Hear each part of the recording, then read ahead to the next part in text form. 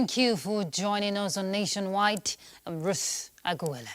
The House of Representatives has named a 19-man ad hoc committee of lawmakers to monitor implementation of the state of emergency in Rivers State. House spokesman Akin Rotimi says the ad hoc committee, chaired by House Leader Julius Ihovere, with Minority Whip Ali Issa as Deputy Chairman, will ensure that governance in Rivers State remains within the bounds of constitutionalism and the rule of law. This development underscores the resolve of the House of Representatives to uphold the supremacy of the Constitution and ensure that the extraordinary measures during the emergency period remains subject to legislative oversight, guided by transparency, accountability, and the best interest of the good people of Rivers State. A group under the aegis of Rivers Women for Good Governance have staged a protest in Port Harcourt in support of the state of emergency. They are calling for the setting up of a commission of inquiry into the burning of the State House of Assembly. Kinsley Amajiri reports that the women also expresses satisfaction with the leadership of the sole administrator, Vice Admiral Ibok et Ibasi. Protest in support of the emergency governance in Rivers State is coming barely a couple of days after a similar protest by another group, Rivers Women Unite for SIM, canvassed for lifting of the state of emergency imposed in Rivers State. This time, former Commissioner Inime Aguma led the group in a solidarity with the emergency rule, saying that the sole administrator has been able to restore peace in the state. Where there is an issue, of course, doctrine of necessity will apply. And luckily, Section 305 allows for that. Can ask the President to declare a state of emergency. We are here to thank Mr. President of the Federal Republic of Nigeria that we are happy that he brought about the state of emergency. The women were also worried that since the burning down of the State House of Assembly, no action has been taken, necessitating their call for establishment of a commission of inquiry into the matter. In a swift reaction, President General of the Initiative for Transparent Strategy and Good Leadership, Chizi Enyi, says the latest protest by some Rivers women is ill-intended to mislead the public. So we are calling on Mr. President to truly see by himself that Rivers State is peaceful. In Port Harcourt, Kingsley Amajiri, NTA News. And still on matters arising from Port Harcourt, the Federal High Court Port Harcourt Division has fixed May 22nd, 2025 for the commencement of the substantive suit seeking to restrain the Rivers State Administrator from appointing administrators for the 23 local government areas in the state. Justice Adamu Turaki Mohammed adjourned the matter after hearing from the counsel to the plaintiffs and respondents. Emmanuel Lene reports. The suit filed by PILEX Center for Civic Education Initiative and others against the sole administrator Rivers State seeks to restrain the administrator from appointing administrators for the 23 local government councils in Rivers State. Counsel to the plaintiffs, Kebbi Imiete, noted that the respondent, having been served an earlier injunction restraining the administrator from going ahead with the appointment, still went ahead to appoint administrators for the councils, thereby destroying the subject matter. He therefore withdrew the earlier order and filed a fresh application for a restorative injunctive order. Counsel to the administrator, Kehinde Ogunwemiju, SAN, argued that the earlier order was served 48 hours after the action had been taken, noting that court cannot injunct a completed act and should be expunged. He therefore canvassed the need for the substantive matter to be argued on its merit. The presiding judge, Justice Adamu Turaki Mohammed, adjourned the matter to the 22nd of May 2025 for the hearing of the substantive case. Counsel to the plaintiffs spoke with newsmen, while counsel to the administrator declined comment. The matter came up for the motion, applicant's motion, and the said motion was withdrawn by the applicant, and The applicant has equally put in a motion of mandatory restorative order, and that motion equally has been fixed for hearing. The actions of the respondent has greatly and gravely affected the subject matter before the court, especially the motion. The appointment of administrator in Rivers State following the declaration of state of emergency has resulted in several legal battles. In Port Harcourt, Emmanuel Lene. We turn to other issues. The National Assembly is to improve funding to the Nigerian Armed Forces to enhance the acquisition of additional state-of-the-art military hardware. The Senate President, Godswill Akpabio, stated this in a message at the 2025 Roundtable on the presentation of findings from field research on ongoing project task force operations. Let's hear from Defense correspondent Ismail Musa. The Irregular Warfare Center at the National Defense College, Abuja, conducted a field study to ascertain the socio-economic impact of the ongoing Joint Task Force security operations. The commandant of the college says it is critical to close the gap, especially in the areas of irregular and hybrid threats. The field researches were not merely an academic exercise, rather, they were a mission to gather objective insights that can inform strategic decision-making and contribute to a more effective and sustainable approach to security and stability in Nigeria. While commending the college as the apex military training institution, the National Assembly promised improved funding for security operations. The National Assembly stands as a steadfast ally to our armed forces. We remain fully committed to supporting you, not only in defending our sovereignty, but in evolving into an elite world-class force. The roundtable provided an avenue for security and intelligence agencies to start take and further appraise ongoing operations with a view to make projections that will help in tackling emerging security threats across the country. From the National Defense College in Abuja, Ismail Musa, NTA News. Electricity supply has been restored to Bayelsa and parts of Rivers State following reconstruction of vandalized 4 transmission towers along Owerri-Ahoda line. The Transmission Company of Nigeria says with bulk power restored on Owerri-Ahoda transmission line, the Port Harcourt Electricity Distribution Company can now supply electricity to Bayelsa and parts of Rivers State, which have been without supply for 34 days. TCN encourages communities to join in the fight against vandalism of critical power infrastructure across the country. A group, the Growth and Development of Northern Nigeria, is advocating deployment of information technology in the nation's financial sector to tackle corruption and other finance-related offences. This came to the fore during the 2025 second quarter briefing of the group, stressing that the current system of fighting corruption leans more on perpetrators rather than using data on theft. They emphasized the need to focus more on blocking leakages. The GDNN undertook forensic economic analysis of the importance of cities of Lagos and Port Harcourt to the economy of the Nigerian state and called on the government of Nigeria, that is the executive and the legislature, to designate these 2 cities as federal capital territories as extensions of Abuja.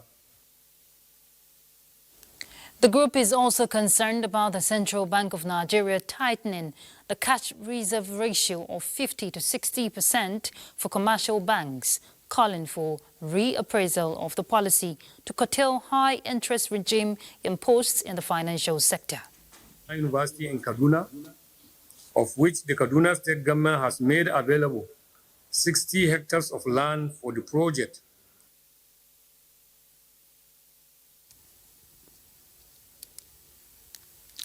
Well, let's head to Lagos now as we join Awal Yusuf Jibo for our next set of reports. Hello, Awal.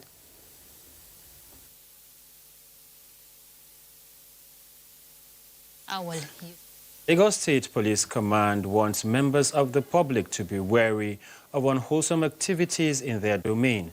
This follows the rescue of 11 victims and the arrest of 3 individuals involved in operating a baby factory in the Ijegun area of the state. Joel Popola reports that the police also apprehended 39 suspects for various offences in its anti-crime efforts in the last 2 weeks. Speaking at the press briefing, spokesperson Lagos State Police Command Benjamin Hundeyin said the illegal operation was uncovered through information from members of the public, and the police swiftly mobilized detectives to the scene, where they arrested the facility operator along with 2 other suspects. Mr. Hundeyin noted that during the raid, the police rescued women and children between the ages of 3 and 7 years. The rescued victims are currently receiving necessary care and support. Investigation is being concluded, after which the operators of this baby factory will be prosecuted. Also, we have a case of arrest of operators and their trainees at a internet fraud training school. Operatives attached to the Lagos State Police Command successfully rescued 2 victims abducted by kidnappers who invaded Alagemo community in Ijede, Ikorodu.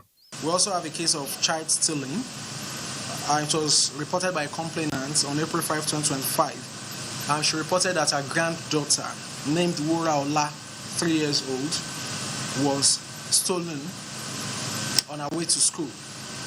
So our operatives got to work immediately and were able to arrest 2 suspects, Thank God Francis, 33 years, and Grace Francis, age 21. And the victim was actually rescued from them. The case has been charged to court. The suspects have been arraigned.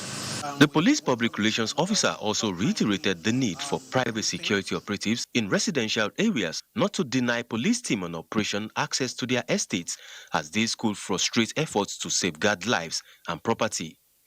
In Lagos, Joel Popola, NTA News. Away from security, socio-economic development depends on processing resources for local consumption.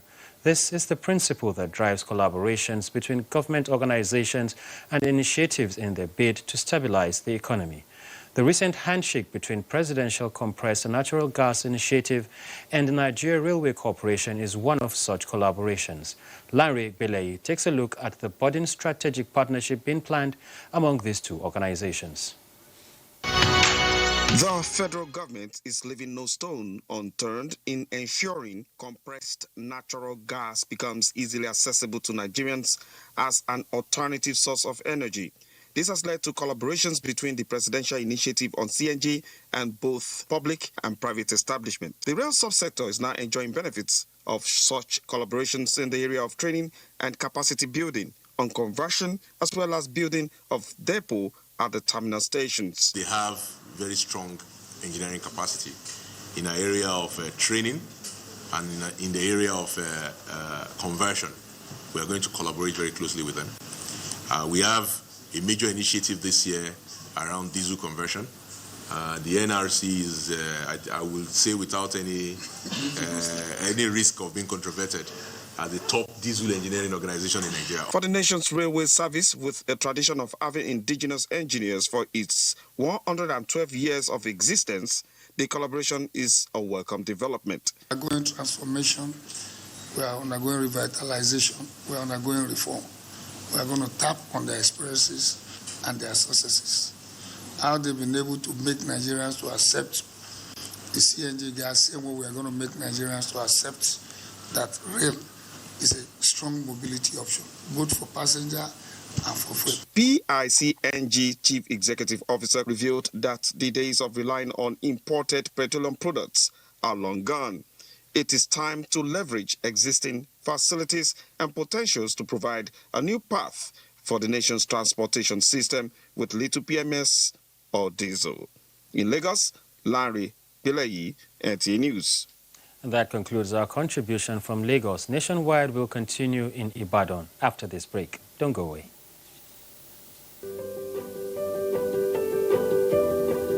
Have you heard the news? The federal government of Nigeria, through its direct benefit transfer program, has started the disbursement of 75,000 naira per household in 3 installments of 25,000, 25,000, 25,000 naira. Each recipient must have a validated...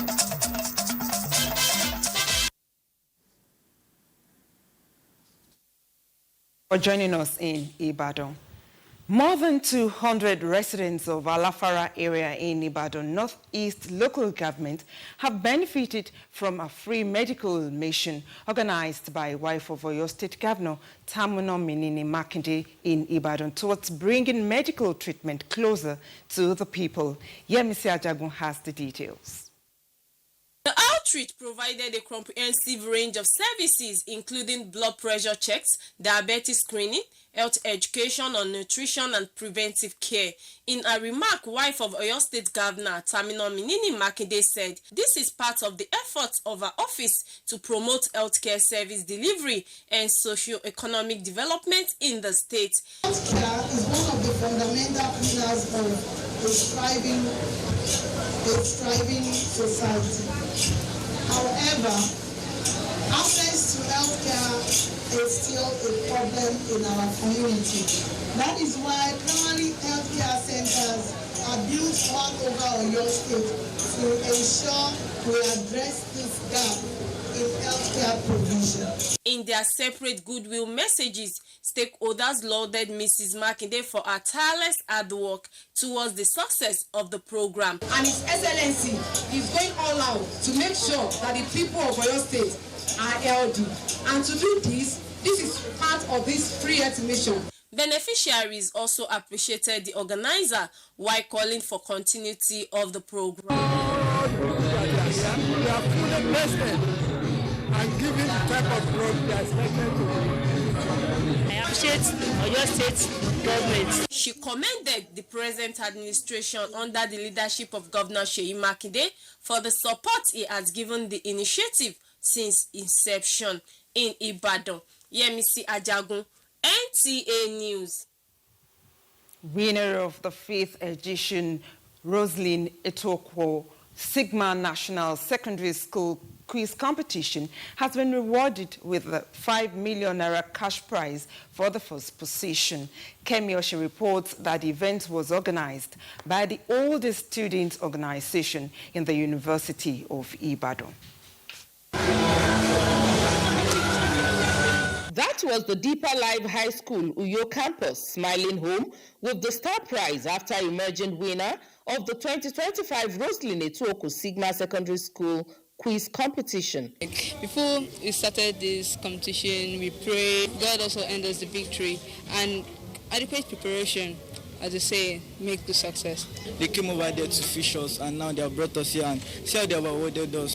To the organizers, the competition, which began its first stage in all the 36 states across Nigeria, and the FCT to the regional stage where schools from the 6 geopolitical zones qualified to contest in the national finals held in Ibadan, is not only about the prize, but to showcase the great potentials that reside in the minds of young Nigerians.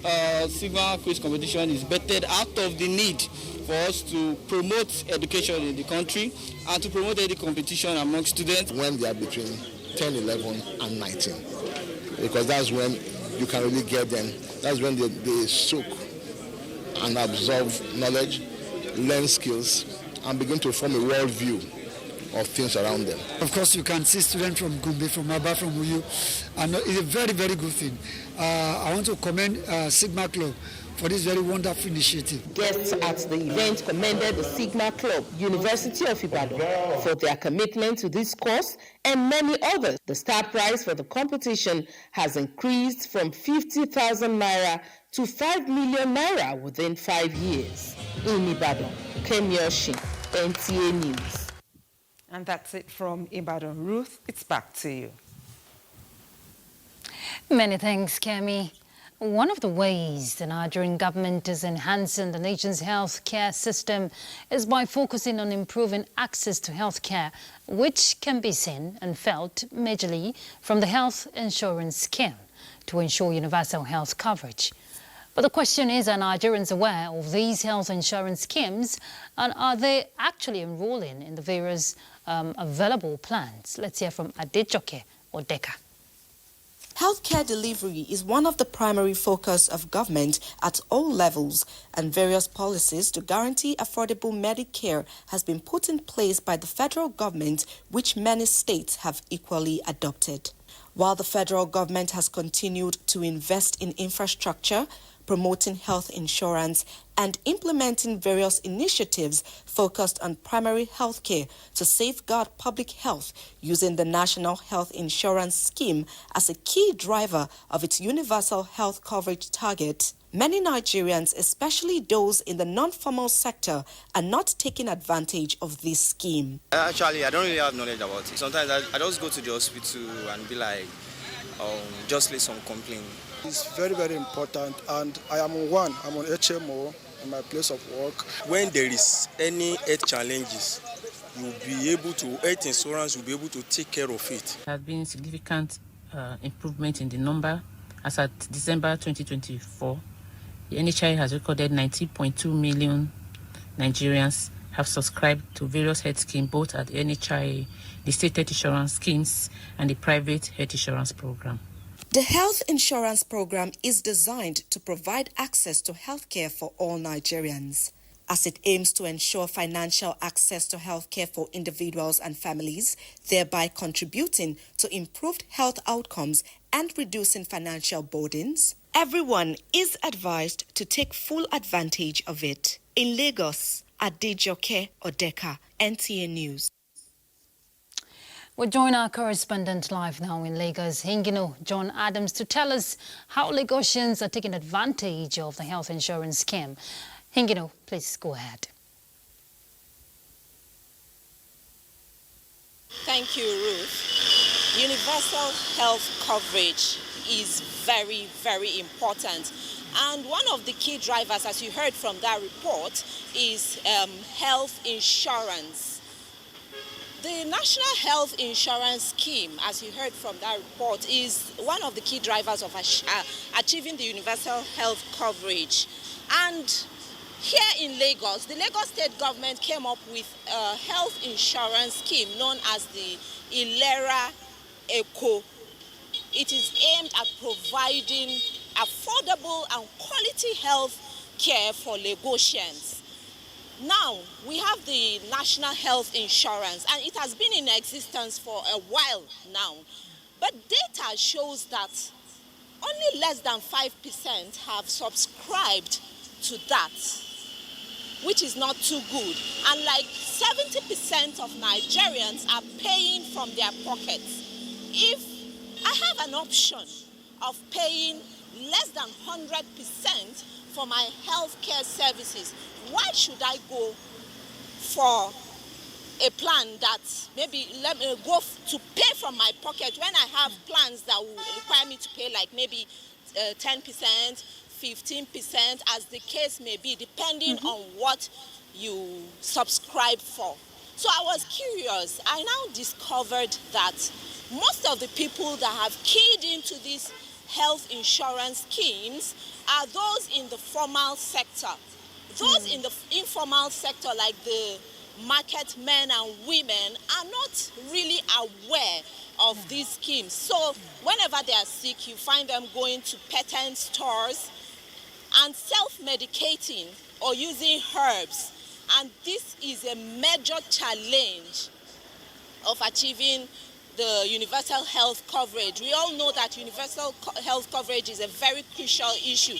It has been on the global health table where world leaders have been debating on how to capture everyone. So if they continue like this, it's going to be a stumbling stone against achieving the universal health coverage. So I think here the authorities concerned have a very, very big work to do of creating more awareness.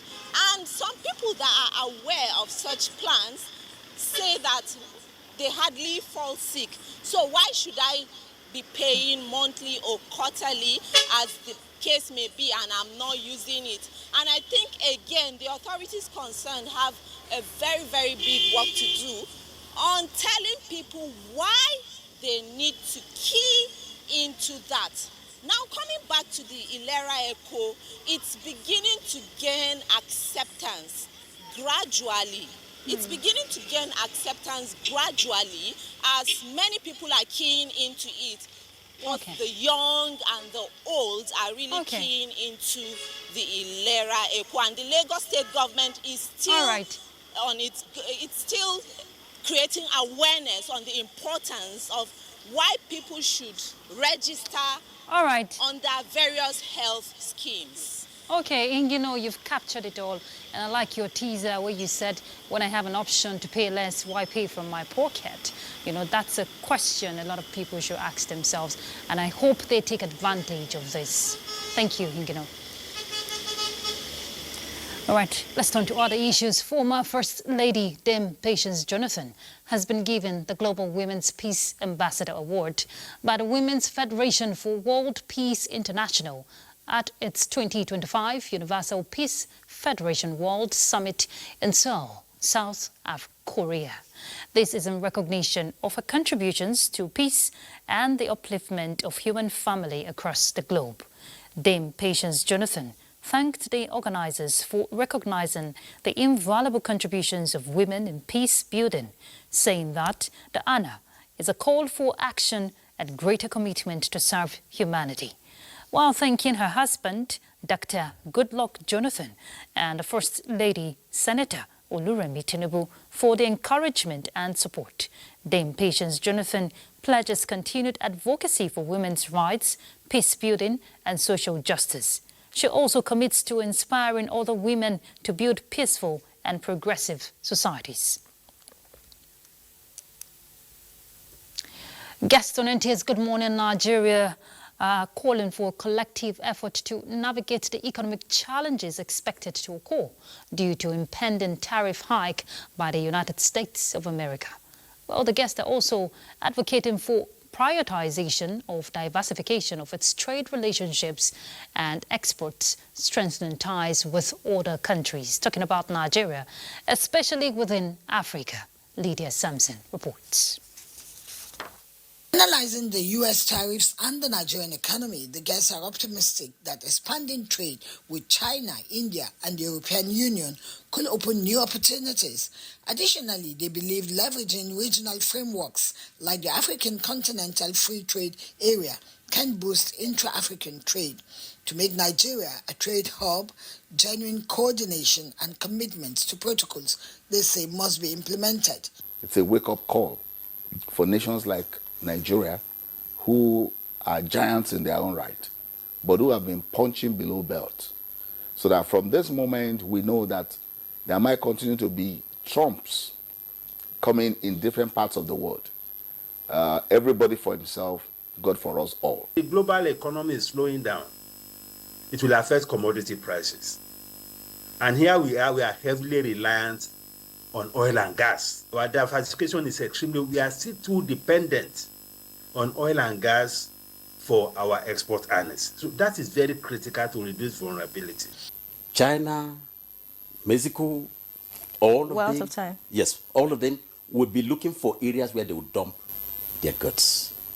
We need to look at that very critically and see how to step.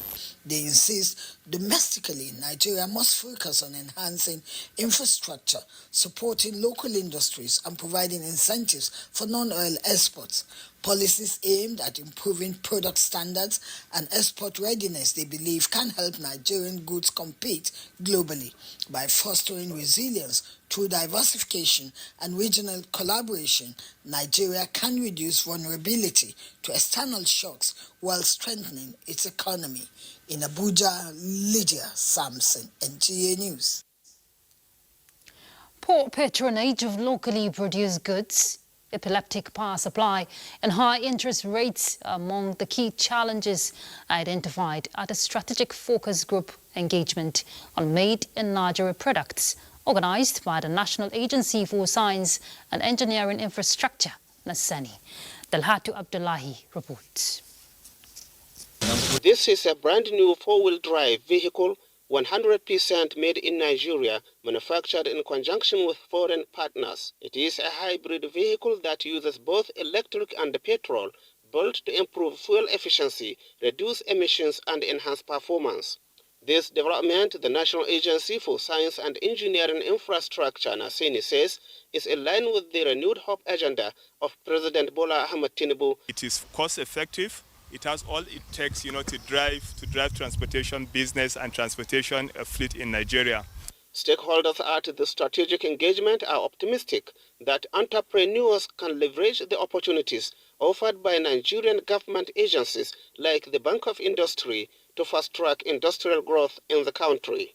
Our focus more so is on traders, because that's something that we've never done before. We encourage our people, our business people, to put shares and to set up their own banks so that our people can go and get loan from them. Nigerians themselves should appreciate the made in Nigerian goods. Addressing the identified challenges is crucial toward actualizing Nigeria's dream of reduced dependency on imported goods. In Sokoto, Dalhatu Abdullahi, NTA News. Kebbi is one of the northwestern states with its own share of security challenges that has affected the socio-economic sector of the region. Well, despite the odds, concerted efforts of both the federal and state governments are yielding positive results, we hear, demonstrating that with a good strategy, security challenges can be surmounted. Our correspondent, Usman Abdullahi Shehu, reports.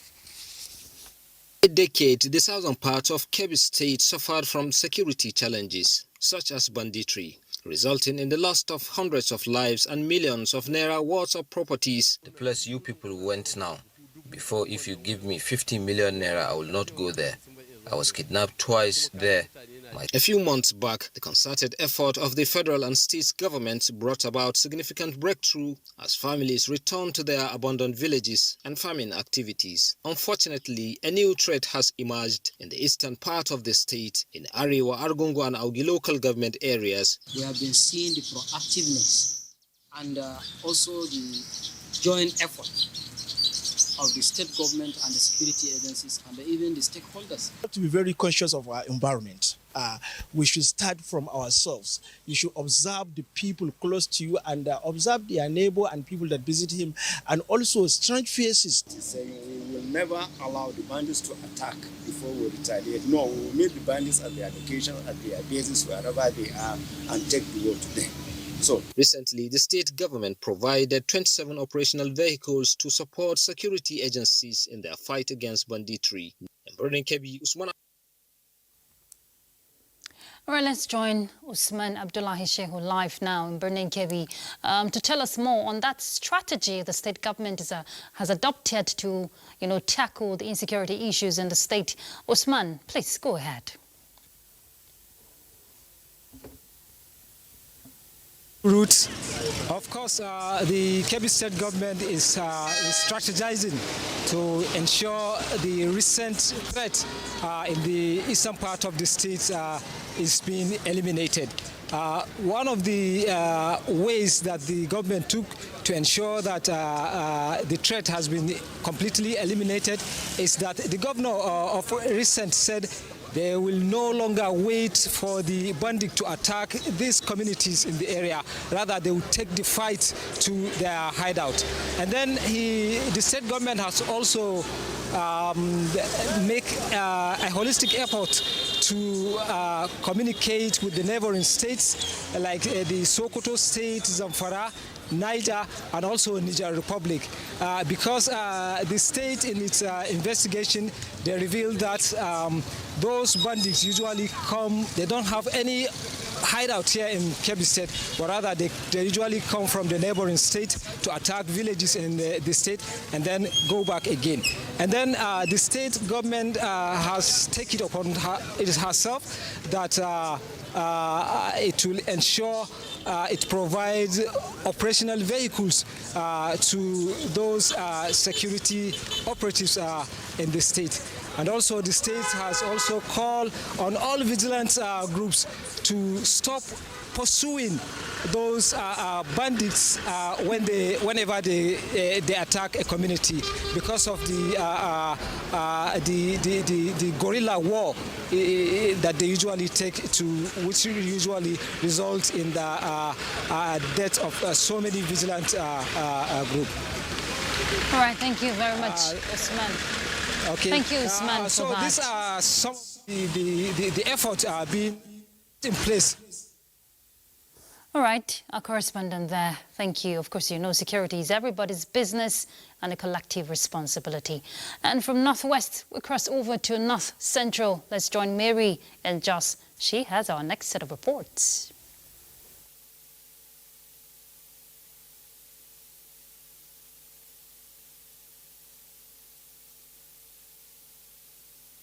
Welcome to our Jos studio. Senate Committee on Solid Minerals Development is in Jos to oversight the Nigeria Institute of Mining and Geosciences done preparatory for the takeoff of Federal University of Mining and Geosciences. The committee gave this indication during its visit to the chairman, Plateau State Council of Chiefs and Emirs, and Bongbong Jos, that Jacob Gang Buba. Ndayang and Gang has details. The passage of the bill by the Senate on the establishment of a University of Mining repeals the Nigerian Institute of Mining and Geoscience Act 2018 to pave way for the university. To further strengthen this and ensure the smooth takeoff of the University of Mining in the state, the Senate Committee on Solid Minerals Development, led by Senator Mustapha Habib, was at the Bongbong Jos Palace, where he reaffirmed the federal government's commitment to boosting alternative energy sources with budgetary provision of 1 trillion naira to develop the sector. He notes that with the passage of the bill sponsored by Senator Dicket Plan, Plateau will be put on the global map as far as solid mineral exploration is concerned. Solid mineral is the next thing, particularly lithium. And that bill is bringing a university to Plateau State. It will not only create jobs and opportunities, but it will attract a lot of people from other parts of the world. The Bongbong Jos, that Jacob Gang Buba, while acknowledging the efforts of Senator Dicket Plan and the Senate on the laudable passage of the bill on the University of Mining, urged relevant authorities to take cognizance of the devastation caused by mining carried out without due process. And the due process lies with the Ministry for Solid Minerals. We want to plead with you people to coordinate that. Please, it is in our general interest. The committee also commiserated with the Plateau State Traditional Council of Chiefs and Emirs on recent killings in the state. In Jos, Nigerian and Ibadan, NTA News. University of Jos, in collaboration with the United States Livestock Genetic Export and Kansas State University, is taking steps to tackling food insecurity to enhance economic development. Vice Chancellor, University of Jos, Professor Tanko Ishaya, stated this in a lecture on using genetics to meet the food demand of 2050 in Jos. Ijoma Ozemena reports. The lecture, which drew stakeholders in agriculture, highlights strategies to be deployed in improving productivity, especially in livestock. Guest speaker, Professor Bob Weber, explains that livestock production is a generator of wealth and food security, emphasizing the need to make infrastructure improvement in the sector to support economic development. Lots of challenges in terms of both domestic and global perspectives and societal issues around climate change, animal welfare, industrialization of agriculture, application of technology. Vice Chancellor, University of Jos, Professor Tanko Ishaya, says the institution is involved in several researches to ensure that there is an increase in food production in Nigeria. Having colleagues from the US to share experiences is a very excellent thing. It's going to be very, very much beneficial. The ministry was created to explore the opportunities that exist in livestock production. And beef production is one of the things that definitely we have to concentrate on. What we have to learn is not how to do more land, but how do we make the available land more productive. They are unanimous in their submissions that all hands must be on deck to improve the agriculture sector to meet the target of adequate food production. In Jos, Ijoma Ozemena, NTA News. These are the stories trending in Jos. Nationwide will continue with Roots in Abuja after this break.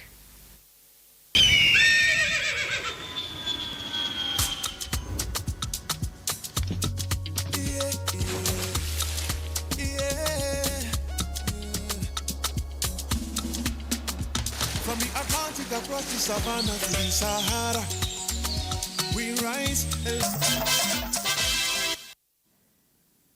Thank you for choosing this dial. The Nigerian Postal Service is fostering alignment on the organization's strategic direction and exploring innovative ways to improve service delivery and boost revenue generation. The new board chairman met with top management to know how these can be achieved. Chimdema Ndubisi reports.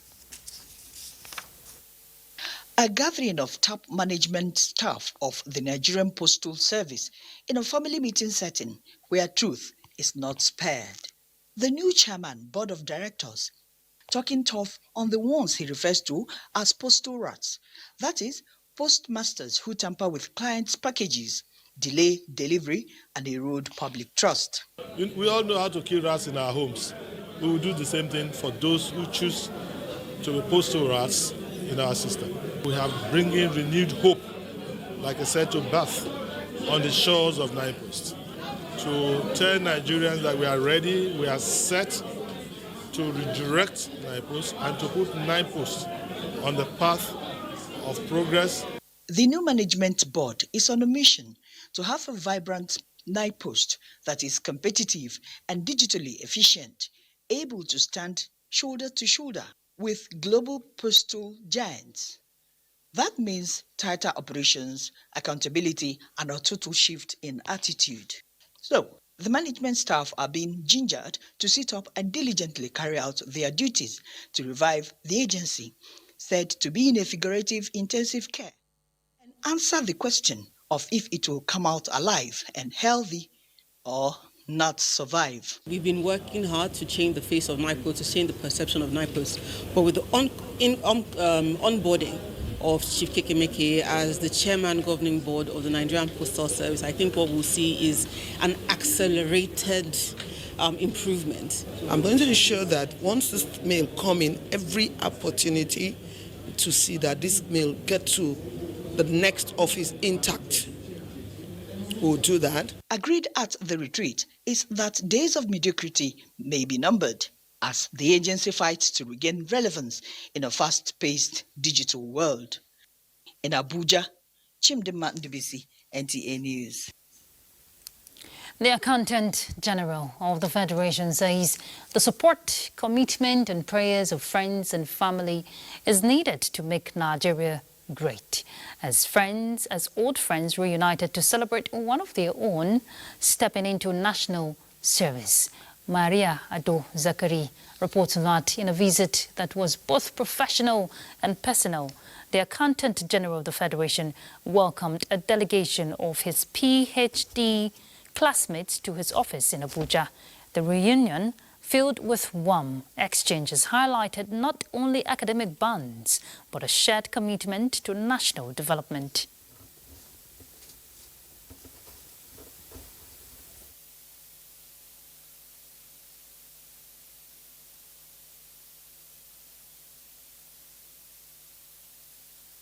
It's nice to see your class appreciating the fact that, the President of Nigeria, His Excellency, President Bola Ahmed Tinubu, find one of you worthy of that appointment. And when they rally around you and you feel like, oh, this is like a family, and they recognize the fact that, that glory has come to that family. So it's an honor for me to have them around me. Dear President, Ahmed Bola Tinubu, you did find it difficult to select you as the chief steward of the nation at this trying time where a good hand is needed to manage our resources for a greater height. AGF, like the accountant that he is, promised to be accountable and efficient in managing the finances of the country. As the nation watches his tenure unfolds, such interaction serves as a reminder that leadership encompasses not only policy and governance, but also the personal connections that inspire and sustain public service. All right, let's talk health. Taraba State has been identified to have the highest HIV prevalence in Nigeria. Director General of the agency, Dr. Temitope Ilori, disclosed this during the inauguration of Mother-to-Child Transmission and Pediatric HIV Acceleration Committee in Jalingo. Let's hear from Godwin in Alego. Statistics from the National Agency for the Control of AIDS reveal that there is an estimated 170,000 children under 14 living with HIV in 2021, with 26,000 new infections and 17,000 AIDS-related deaths in children. The records also indicate that Taraba State has the highest prevalent cases of HIV in the country. It is to ensure drastic reduction of new infections before 2030 that the prevention of mother-to-child transmission has been committed to expanding its services to vulnerable locations by providing antenatal care. This informed the inauguration of the Pediatric HIV Acceleration Committee by the Director General, National Agency for the Control of AIDS, Dr. Temitope Ilori, in Taraba State. A lot has been done or is being done, to reduce the prevalence of HIV infection in the state. Improve community engagement and ultimately close the gaps in pediatric HIV case identification. I want to see how the state government are going to take the lead to ensure that test kits, because if the first entering aspect of it is the testing. In Jalingo, Godwin, in Alegu, NTN. And that concludes Nationwide. Thank you very much for your company. Do have a beautiful evening. I'm Ruth Aguilera. Bye.